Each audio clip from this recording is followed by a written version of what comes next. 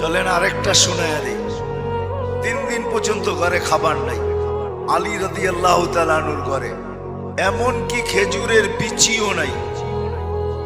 ওই যুগে খেজুরের বিচিও খিদার কাজে লাগতো, বিচিও নাই, শুধু পানি আছে ঘরে। 3 দিন চলতেছে, 3 দিন। চতুর্থ দিন সকালে আলী রাদিয়াল্লাহু তাআলা বলতেছে, ফাতেমা চললাম দেখি আজকে কিছু জোটে কিনা। মজদুরি করতেন আলী রাদিয়াল্লাহু তাআলা, মজদুর ছিলেন, ব্যবসায়ী তো ছিলেন না। শরীরে খাইটা উপার্জন করতেন, সারাদিন ঘুরা কিচ্ছু মিলে নাই।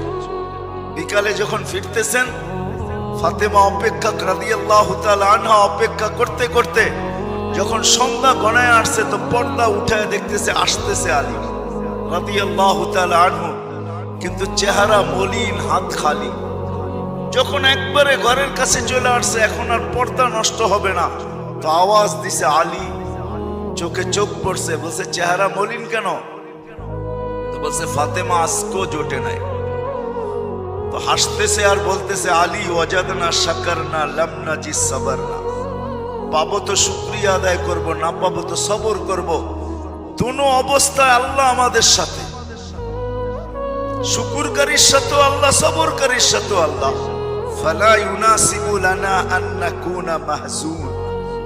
আলী শোভা পায় না আমাদের চেহারা মলিন হওয়া। আল্লাহ তো সাথে, চেহারা মলিন কেন? আলী রাদিয়াল্লাহু তাআলার জন্য দরজা খুলতেছেন আর উনি ঘরে ঢুকতেছেন।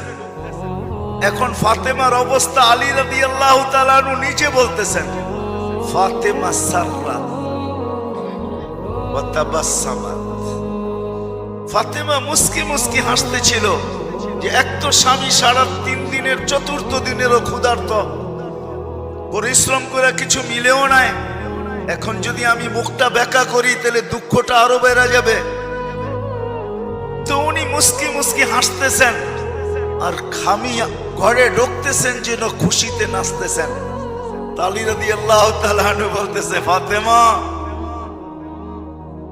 তুই খায়রুন নিসা। তো এই জন্যই ফাতেমা কিন্তু খায়রুন নিসা, খায়রুন নিসা ই দুনিয়া, সমগ্র জগতের মহিলাদের সর্দার যিনি। বলছে ফাতেমা তুই খায়রুন নিসা, এই জন্যই খায়রুন নিসা। তো দোয়া দিতেছে, রাহিমাল্লাহু ইমরাআতান, শুধু তোকে দিতেছি না, তোর মতো মেয়েদেরকে দিতেছি যে তোর অভ্যাসে অভ্যস্ত হবে কিয়ামতের সকাল পর্যন্ত।